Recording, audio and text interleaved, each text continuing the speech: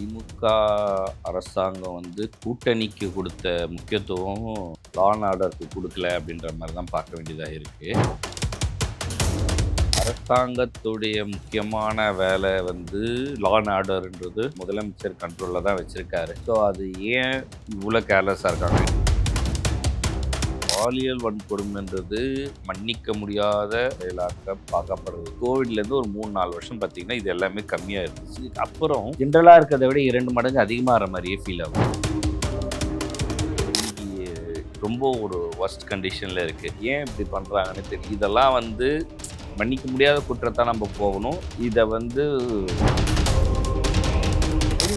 தரக்குறைவா பேசுறாங்கன்ற மாதிரி மாதர் சங்கம் ஒரு கண்டனம் வச்சிருந்தாங்க. ஆனா இப்போ அதுக்கு எந்த ஒரு கண்டனமும் தெரிவிக்கல. விலை போன மாதர்கள் சங்கமாக தான் இருக்கும். முதலமைச்சர் இந்த மாதிரி விஷயத்துக்கு மெனக்கெட்டு ஒரு டிசிஷன் எடுக்கணும். இலவச பஸ் சொல்லிட்டீங்க, மாதம் 1000 ரூபாய், 5000 போட்டாங்க. இவ்வளவு விஷயம் பெண்களுக்கு முன்னுரிமை கொடுத்து பண்ற அரசாங்கம் ஏன் அவங்க பாதுகாப்புக்கு பண்ணல? ஜெயலலிதா இருந்திருந்தால் இது நடந்திருக்குமான்னு ஒரு கேள்வி நம்ம கிட்ட வரும். நேயர்களுக்கு வணக்கம். இன்றைய சிகே டாக் நிகழ்ச்சியில் பல்வேறு அரசியல் மற்றும் சமூக நிகழ்வு குறித்து சமூக ஆர்வலர் திரு சிகே அவர்களோடு பேசவிருக்கிறோம். வாருங்கள் நிகழ்ச்சிகள் செல்லலாம். வணக்கம் சார். வணக்கம் தேவா. சார், தமிழ்நாட்டில் பார்த்தீங்கன்னா கடந்த சில 4 நாட்கள்லேயே எங்கே பார்த்தாலும் பாலியல் வன்கொடுமை சம்பவம், எங்கே பார்த்தாலும் கொலை கொள்ளை சம்பவம் அதிகமாகிட்டே இருக்கிறதா தகவல்லாம் செய்திகள்லையும் நீங்களும் பார்த்துருப்பீங்க. திரு விஜய் அவர்கள் கூட தாவேகா சார்பாக இன்னைக்கு தமிழ்நாடு முழுவதும் ஒரு மாநிலம் தழுவிய போராட்டத்தை கையில் எடுத்திருக்காரு. இதெல்லாம் எப்படி சார் பார்க்குறீங்க?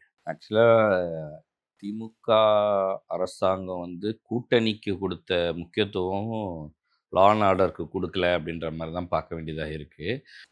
3-4 நாளுக்கு முன்னாடி தான் காங்கிரஸோட முதல்வரை கடைசியாக உட்காந்து பேச்சுவார்த்தை முடிச்சுட்டு போகிறாங்க. எல்லாம் நடக்குது. பட்டு அரசாங்கத்துடைய முக்கியமான வேலை லா அண்ட் ஆர்டர்ன்றது அது வச்சிருக்க முதலமைச்சர் கண்ட்ரோலில் தான் வச்சுருக்காரு.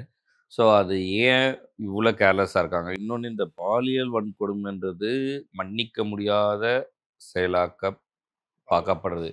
இதுக்கு ஏன் இது வரைக்கும் ஒரு சிவியர் ஆக்ஷன் இது வரைக்கும் கிட்டத்தட்ட பல இன்சிடெண்ட் இருக்குது. அதில் இருந்தவங்களில் ஒரு என்கவுண்டர் பேட்டர்னான விஷயமாவோ நம்ம அதுக்கு ஆதரவுன்னு சொல்லலை. பட் இந்த மாதிரியான ஒரு விஷயத்துக்கு ரொம்ப ஸ்ட்ராங்கான இது கொடுக்கணும். ஃபுல் டைம் டிஜிபி தமிழ்நாட்டில் இல்லாததுக்கும் அது ஒரு முக்கியமான காரணம் நினைக்கிறீங்களா? ஃபுல் டைம் டிஜிபி இருந்தாலும் ரிவ்யூ அந்தந்த இதில் நடக்கிற அப்போ அந்தந்த ஏரியாவுக்கு ஸ்டேஷனுக்கு இன்ஸ்பெக்டர் இல்லையா, அந்தந்த ஏரியாவுக்கு ஏசி இல்லையா, அந்தந்த ஏரியாவுக்கு ஜேசி இல்லையா, டிசி இல்லையா, எல்லா ஹையர் அத்தாரிட்டி மேலே டிஜிபின்னு ஒன்று தேவை தான். நான் இல்லை சொல்ல. அப்படி பார்த்து முதலமைச்சர் இருக்காரு, அவருக்கு தலைவர் முதலமைச்சர் தானே. சார், தலைவர் இருக்கார்ல, நீ அப்படி சும்மா நம்ம இது தூக்கி அங்கே போட்டு அங்கே தூக்கி இங்கே போடுறதெல்லாம் வாதத்துக்கும் மக்களை ஏமாற்றத்துக்கும் உதவும். அவங்கவுங்க கடமை அவங்கவுங்க. ஏற்கனவே போலீஸ் பற்றாக்குறை இருக்குது, அது ஒரு பக்கம் விடுங்க. இருந்தாலுமே இன்னைக்கு இருக்கிற கல்ச்சர், இப்போ நீ இந்த கோவிடுக்கு முன்னாடியிலேருந்து ஒரு 3-4 வருஷம் பார்த்திங்கன்னா இது எல்லாமே கம்மியாக இருந்துச்சு. ஜென்ரலாகவே மக்கள் எல்லாமே ஒவ்வொருத்தரும் ஒரு பாதிப்பு அந்த ஒரு இதுக்குள்ள எல்லாமே. இதுக்கு அப்புறம் இப்போ எல்லாமே நார்மலைஸ் போது இது எல்லாமே ஜென்ரலாக இருக்கிறத விட 2 மடங்கு அதிகமாகிற மாதிரியே ஃபீல் ஆகுது. நார்மலாக ஒரு கொலை நடக்கிறதுல இப்போ 2 கொலை 3 கொலை நடக்கிற மாதிரியும் ஒரு இன்சிடென்ட் நடக்கிறதுல. ஸோ இன்றைக்கி ரொம்ப ஒரு ஒர்ஸ்ட் கண்டிஷனில் இருக்குது. இது நான் அதான் சொல்கிறேன், இந்த இலவசங்களை தவிர்த்து வளர்ச்சிக்கு ஏதாவது கொடுத்தா இந்த சும்மா இருக்கிறவங்க வேற எதுலையாவது கான்சென்ட்ரேட் பண்ணுவாங்க. அப்போ அதோடைய இது தாக்கம் குறையுமான்னு எனக்கு தெரியல. நான் இலவசத்துக்கு ரொம்ப அகைன்ஸ்டாக இருக்கிறதுனால இதை நான் பதிவு பண்ணுறேன். அவங்களுக்கு ஸ்கில் ட்ரைனிங்கு, வருமானத்துக்கு சேர்ந்தது, இப்போது ஃபோனுக்கார கையிலேயே இருக்குது, கண்டதை பார்க்குறாங்க. செய்தி நியூஸ் சேனல்கள் இந்த மாதிரி ஒரு இன்சிடெண்ட் வந்தால் அதை தூக்கி ஒரு 2 நாளைக்கு ஹைலைட் அதையே போடுறாங்க. நெகட்டிவ்க்கு அதிகமான இம்பார்ட்டன்ஸ். நெகட்டிவ் நெரேட்டிவ் அதிகமாக பார்க்க மக்கள் மைண்ட் எல்லாம் இந்த பார்க்குறவனுக்கு ஏற்கனவே கரப்டட் மைண்டில் இருக்கிறவனுக்கு இந்த மாதிரியான விஷயங்கள் ஆகும்போது அதிகமாக ட்ரிகர் ஆகிறதுக்கு வாய்ப்பு இருக்குது. ஏன் இந்த மாதிரியான விஷயங்களுக்கு? ஸோ இதுக்கெல்லாமே ஒரு கைட்லைன்ஸ் வேணும். நம்மள மாதிரியே செய்தி சேனலுக்குள்ள யூடியூபர்ஸ்க்கு கூட இதுக்கு ஒரு கைட்லைன்ஸ் கொடுக்கணும்.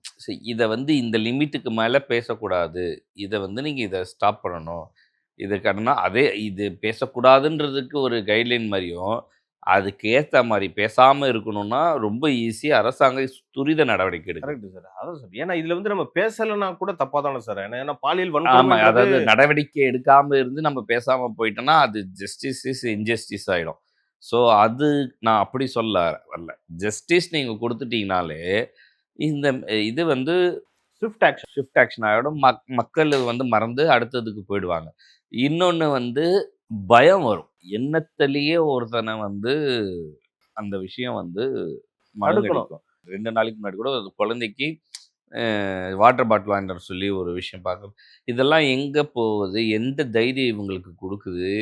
ஏன் இப்படி பண்றாங்கன்னே இதெல்லாம் வந்து மன்னிக்க முடியாத குற்றத்தா நம்ம போகணும். இத வந்து நான் இந்த மாதிரிலாம் கண்டா நானே என் கண்ட்ரோல்ல இருந்து நானே எதா பண்ணுவேனோன்ற தோன்ற லெவலுக்கான இன்சிடென்ட்ஸா இருக்கு. அரசாங்கம் இத ஏன் அட்லீஸ்ட் இது ஒரு சட்டமாவது நிறைவேத்தி இன்னும் கடுமையானது இமிடியேட்டா போட்டா எனக்கு புடிச்ச அடுத்த இதுலயே வந்து இப்போ இதுக்குள்ள அந்த இன்சிடென்ட் ஒண்ணு இருக்கு. ஒரு 8 வருஷத்துக்கு முன்னாடி இந்த மதுரவாயல் பைபாஸ்ல ஒரு சிறுமிய ஒருத்தன் பண்ணான். அவன அரெஸ்ட் பண்ணி போட்டாங்க. அவங்க அப்பா, அம்மா புள்ளன்றதுக்காக காப்பாத்தி தூக்கிட்டு வந்தா, அம்மாவையே கொன்னுட்டு போனான். இப்ப அவன் வெளில வந்துட்டான் சார் அவன். அவனுக்கு தூக்கு தண்டனை வரைக்கும் கொடுத்து, அதையும் அப்பீல் போய் அதையும் இன்னைக்கு வெளிய வர அளவுக்கு போயிடுச்சு. ஸோ இந்த மாரி சட்டங்கள் இப்ப அத மறந்துடுச்சு. மீடியா மறந்துச்சு, மக்கள் மறந்துச்சு, அரசாங்கம் மறந்துச்சு. எல்லாமே இப்ப இப்படியே இருந்தா எப்படி? அவன் வந்து அன்னைக்கே இறந்திருக்கணும். இல்ல அடுத்த 1 மாசத்துல அவன தூக்குல போட்டுருக்கணும். இப்படி நடந்திருந்தா, அடுத்தவனுக்கு பயம் வந்திருக்கும். எந்த இப்ப புரியல தப்பு பண்ணவன ஆதரிக்கிற பேரண்ட்ஸ் இருக்கிற வரைக்கும், தப்ப நம்ம வந்து தடுக்கவே முடியாது. நீங்க ஒரு விஷயம் சொன்னீங்க சார். நம்ம வந்து இது வந்து ரொம்ப இம்பார்ட்டன்ஸ் குடுக்கக்கூடாது. ரொம்ப நெகட்டிவிட்டிக்கு நம்ம இம்பார்ட்டன்ஸ் குடுக்க முடியாதுன்னு சொல்ட்டீங்க. இப்போ ஒரு பாலியல் வன்கொடுமை சம்பவம் நடக்குது. சரி என்னைக்கோ ஒரு நாள் நடக்குதுன்னா, நமக்கு வந்து மறக்க வாய்ப்பு இருக்கு சார். ஒரு நாளைக்கும் ஒரு சம்பவம் நான் நடக்கும்போது இம்பார்ட்டன்ஸ் குடுக்கக்கூடாதுன்னு சொல்லல தேவா. நான் சொல்றது என்னன்னா, இது வந்து டெய்லி வருது. சரி இது வருது. செய்தியா மட்டுமே வந்துட்டு இருக்கு. இதுக்கு எதிர்வினை என்ன? அத நீங்க போட்டிருந்தீங்கன்னா, இப்ப நான் தான் அந்த அந்த மதுரவாயல் சம்பவத்த நான் சொல்றது, அன்னைக்கு எல்லா மீடியாவும் பேசிட்டு இருந்துச்சு. ஓகேவா? இன்னைக்கு அத பத்தி இந்த மாரி அவன் வெளிய வந்துட்டான். வாங்க மக்கள் திரண்டு திருப்பி இதுக்கு ஏதாவது ஒரு விஷயம் பண்ணணும்னு அந்த மாரி ஒரு இனிஷியேட்டிவ் இல்லையே. மீடியா இதெல்லாமே பண்ண வேண்டிய கட்டாயத்துல இருக்குல்ல. ஏன் அத பண்ண மாட்டேன்றாங்க? குழந்தைகள் காப்பகம் அந்த சொசைட்டிஸ் அந்த குரூப்பா இருக்கட்டும், பெண் உரிமை பேசுறவங்களா இருக்கட்டும், இவங்கலாம் எங்க போறாங்க? சார் விஜய்க்கு அதாவது இப்ப சமீபத்துல சங்கீதா அவர்கள் வந்து விவாகரத்து நோட்டீஸ் குடுத்திருந்தாங்கல்ல. அப்ப வந்து தாவேகாவினர் சங்கீதா வந்து தரக்குறைவா பேசுறாங்கன்ற மாரி மாதர் சங்கம் ஒரு கண்டனம் வச்சிருந்தாங்க. ஆனா இப்ப வந்து அதுக்கு எந்த ஒரு கண்டனமும் தெரிவிக்கல சார். சரி இதெல்லாம் விலை போன மாதர்கள் சங்கமா தான் இருக்கணும். இன்னொருத்த குடும்பத்துக்குள்ள புகுந்து ஒரு விஷயத்த பேசுறீங்க. புது விஷயம். புரியுதா? அந்த புது விஷயத்துக்கு நீங்க யாரும் பேசுறதே இல்ல. ஒரு ஆர்ப்பாட்டம் கிடையாது. ஒரு போராட்டம் கிடையாது. ஒரு இப்ப குழந்தைங்க சார். ஒண்ணும் குழந்தைங்க இதான் சொல்றேன். இப்ப எதிர்க்கட்சியா இருக்க அதிமுக கூட இது கையில எடுக்கல. இன்னைக்கு டிவிக்கு எடுத்து போராட்டம் பண்றாங்கன்னு நினைக்கிறேன். இன்னைக்கு ஆக்சுவலா. தமிழ்நாடு ஃபுல்லா. தமிழ்நாடு ஃபுல்லா. ஸோ இது எங்க போவும்? அவர் அந்த அறிக்கையில 500 குழுக்கள் அமைப்புன்னு சொல்லி 1 வாரம் ஆவல. 3 நாள்ல 3 சம்பவத்த நம்ம பார்க்குறோம். தொடர்ந்து அது சென்னையில இன்னைக்கு காலையில. இது இப்படியே போயிட்டு இருந்தா நம்ம இது வந்து நான் திருப்பி சொல்றேன். இது முதலமைச்சர் தான் காரணமானா, நான் முதலமைச்சர் காரணம்ன்றது என்னுடைய குறிக்கோள் இல்ல. முதலமைச்சர் இந்த மாரி விஷயத்துக்கு மெனக்கெட்டு ஒரு டிசிஷன் எடுக்கணும். சரி அ க ஈக்குவல் ஆஸ் கன்ஃபெஷன் அதாவது கட்சிக்கு எவ்வளவு முக்கியத்துவம் கொடுக்கும். எலக்ஷன் டைம் தான் சார். இல்லன்னு சொல்லல. ஒரு பக்கம் கூட்டணி இல்ல பேச்சுவார்த்தை அவர் தான் நடக்குது. முதலமைச்சர். ஓட்டு போட்டவங்களுக்கும் அவர் தான் முதலமைச்சர். போடாதவங்களுக்கும் அவர் தான் முதலமைச்சர். அவர் தான் பார்க்குறாரு. நீங்க இ இ தேர்தல் அறிக்கை வர வரைக்கும் காபந்து அரசாவும் நீங்க தான் இருக்க போறீங்க. சரி லா அண்ட் ஆர்டர நீங்க கண்ட்ரோல்ல வைக்கணும் அப்படின்றது தான். அது ஒண்ணு சரியா இருந்தாலே மத்த எல்லாமே சரியாகும். ஏன்னா அவருக்கு தானே சார் பேக் ஃபயர் ஆக போகுது. தொடர்ந்து இப்படி நடந்துட்டு இருக்கும். ஒரு மாசத்துல எலெக்ஷனு. இது யாருமே சொல்லலையா? ஏன் பண்ணலன்னு தெரியல. ஏன் இந்த விஷயத்துல இவங்க இவ்வளவு கேர்லெஸ்ஸா இருக்காங்கன்னு தெரியல. நான் ஆக்சுவலா அந்த கேர்லெஸ்ன்றத கூட நான் எடுக்கல. ஏன்னா எந்த ஒரு தனி மனிதனும் உண்மையான மனிதர் இந்த மாதிரி விஷயத்துக்கு ஆதரிப்பாங்க, இல்ல இதுக்கு பண்ணிப்பாங்கன்னு இல்ல. அவர் நாலேஜுக்கு கொண்டு போகாம வச்சிருக்காங்களோன்றது தான் நான் பார்க்குறேன். விஜய் அவர்கள் வந்து இன்னைக்கு குறிப்பிட்டு சொல்லியிருக்காரு. என்னன்னா, குழந்தைகள்ல இருந்து பாட்டிங்க வரைக்கும் யாருக்குமே நீங்க வந்து பாதுகாப்பே இல்ல அப்படின்ற மாதிரி கடுமையான ஒரு வார்த்தையெல்லாம் பயன்படுத்தி இருக்காரு சார் அறிக்கையில.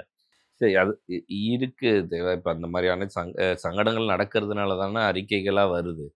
ஸோ பெண்கள் பாதுகாப்பு, குழந்தைகள் பாதுகாப்பு குடுக்க வேண்டியது. இப்போ நம்ம பெண்களுக்கு தான் எல்லாத்தையும் குடுக்குறீங்க. இலவச பஸ்ஸு சொல்லிட்டீங்க. பிங்க் பஸ்ஸு குடுத்துட்டீங்க. அதாவது மாதம் ரூ. 1000 1000 இது இப்ப குடுத்துட்டு 5000 போட்டாங்க. இப்ப 5000 எல்லா பெண்களுக்கு நீங்க குடுக்குற இந்த அரசாங்கம் இவ்வளோ விஷயம் பெண்களுக்கு முன்னுரிமை குடுத்து பண்ற அரசாங்கம், ஏன் அவங்க பாதுகாப்புக்கு பண்ணல? இந்த பணத்த எல்லாம் விட்டுட்டு பாதுகாப்புக்கு குடுக்கலாமே! ஆனா விஜய் அவர்கள் சொன்ன அறிவிப்புல பாத்தீங்கன்னா சார், எல்லாருமே பெண்களுக்கு முக்கியத்துவம் குடுத்து தான் பேசுறாரு. குறிப்பா அந்த பாதுகாப்பு சம்பந்தமா அழுத்தம் திருத்தமா சொல்லியிருக்காரு பாத்தீங்களா சார்?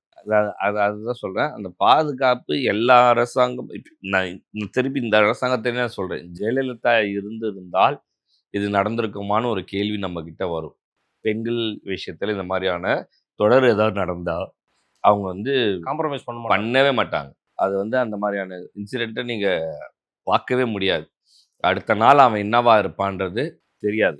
ஸோ அதுதான் ஒரு ஒரு பயத்த ஏற்படுத்தும். பயத்தை ஏற்படுத்தும். இன்னொன்னு, ஐயோ! இது இது தவறு, இது செய்யக்கூடாதுன்றத கொண்டு போகும். எல்லாருக்கும் எல்லா தவறு எண்ணங்கள் உருவாகுறதுக்கு காரணம், இப்போ எல்லார் கையிலயும் இருக்குத சோஷியல் மீடியா, ஸ்மார்ட் ஃபோன். இது முக்கியமா இத சொல்லணும் சார். போதை. அது ரொம்ப முக்கியமான இது. இப்போ ரொம்ப அதிகமாயிடுச்சு. ஒரு தட்டு மக்களுக்கு மட்டுமே கிடைத்திருந்த ஒரு சில விஷயங்கள் இன்னைக்கு எல்லா இடத்துலயுமே கிடைக்குது. கிடைக்குது. அதுல என்னன்னா, ஒருத்தன் நான் தான் டான் அப்படின்னு நினைச்சு எடுக்கும்போது, அவன் டானாவே சுத்துறான். அவனே மறந்துடுறான். மறந்துடுறான். ஸோ அவனுடைய இது எனக்கு தெரிஞ்ச 2, 3 இன்சிடென்ட் நான் பார்த்ததுலயுமே, அ சொந்த ரொம்ப அதாவது காலையில வரைக்கும் ஒரு உறவுமுறை கூட்டு பேசுறவன், மத்தியானம் போதையில அவரையே வெட்டின சம்பவங்கள்லாம் இருக்கு. ஸோ இது ரொம்ப மோசமா போகுது. இத கண்ட்ரோல் பண்றது என்ன? இது நிக்கல. பல மடங்கு பெருகியிருக்கு. இந்த சாதிக் மாரியான விஷயத்துக்கு அப்புறம் இது குறைஞ்சு இருந்துச்சுன்னா கூட பரவால்ல. சொல்றீங்களா சார்? நம்ம ஏற்கனவே பேசியிருந்தோம். நான் சர்வே எல்லாம் எடுக்க போயிருந்தேன்ல சார். எனக்கும் நம்ம கேமராமேனுக்குமே ஒரு நேர்ந்த சம்பவம். விருகம்பாக்கம் பகுதியில ஒருத்தர்ட்ட போய் சர்வே எடுத்துட்டு இருந்தோம். ஒரு குடிபோதையில 3 பேர் வராங்க. எடுத்துட்டு அவங்கள்ட்ட போயிட்டு சர்வே கேட்கும்போது அவங்க என்ன சொன்னாங்கன்னா, கேமராலாம் பார்த்து இங்கெல்லாம் நீ இருக்கக்கூடாது. கிளம்புன்ற மாரி மிரட்டிட்டாங்க சார். ஒரு ஊடகவியலாளரா எங்களுக்கே பாதுகாப்பு இல்ல அந்த இடத்துல ஒரு போதையினால. நான் லைவா நான் பார்க்குறேன். ஸோ மக்கள் எவ்வளவு பிரச்சனைய ஃபேஸ் பண்றாங்கன்றது இதுல புரியுது. அவன் யாரு இங்க நீ நிக்கக்கூடாதுன்னு முடிவு பண்றது? சரி, காவல்துறை முடிவு பண்ணணும். அரசாங்கம் முடிவு பண்ணணும். ஓகேவா? அந்த தைரியம் யார் அவனுக்கு குடுத்தது? அவனுக்குள்ள போன போதையா? இல்ல அவன சுத்தி இருக்கிறவங்களா? அவன் சார்ந்து இருக்கிறவங்களா? அவனுக்குள்ள ஒரு வீரம் போறான். அது வீரன் ஆயிடுறான். வீரன் ஆயிடுறான். வீரம் போய் தப்பு பண்ணாலும் குடும்பம் போய் நின்னு பாதுகாக்குது. எவ்வளவு பிரச்சனை சார் பிரச்சனை. இதனால. இந்த மாரி விஷயங்கள அரசாங்கம் ரொம்ப அத என்ன சொல்லுவாங்க? அது கொடுங்கோல் முடிஞ்சிருச்சு சார். ஆட்சியே முடிஞ்சிருச்சு. இதுக்கு மேல என்ன சார் இல்லப்பா, பண்ண போறாங்க? எந்த ஆட்சியுமே சரி. இன்னும் 3 மாசம் இருக்கு. காபந்து அரசாங்கம் இருக்கு. காவல்துறை ஒரு கண்ட்ரோல்ல இருக்கும். காவல்துறை இதில கொஞ்சம் மெனக்கெட்டு, இவங்கள யாராவது ஒரு அ எப்படி சொல்றது? விஜயகுமார் போன்ற ஒரு சீனியர் ஐபிஎஸ்ஸோ, ரொம்ப ஸ்ட்ராங்கான ஐபிஎஸ் யாராவது இருந்தாங்கன்னா, இத ஹேண்டில் பண்ற விதமே வேற. எனக்கு தெரிஞ்சு சவுத்துல ஒரு இன்சிடென்ட் இந்த மாரி நடந்த 2 நாள்ல என்கவுண்டர் நடந்தது. ஹியூமன் ரைட்ஸ் பேசுனது தான் பெருசா இருந்துச்சே தவிர, அந்த சார்புக்கு பேசல. பட் அந்த மாரியான ஒரு ஒரு நடவடிக்கை. நான் ஆதரிக்கிறேன்னு சொல்ல. இதுக்கு யார் நம்மள திட்டினாலும் திட்டுட்டோம். தப்பு கிடையாது. அது அவங்களுடைய இது. இது நம்மளுடைய இது. இப்படி இருக்கிறவங்கள நம்ம கண்டிக்காமயோ, இது பண்ணாமயோ இருந்தோம்னா, அது பெரிய சங்கடத்துல தான் போய் முடியும். Okay sir. உங்க நேரத்துக்கும் கருத்துக்கும் நன்றி சார். நன்றி.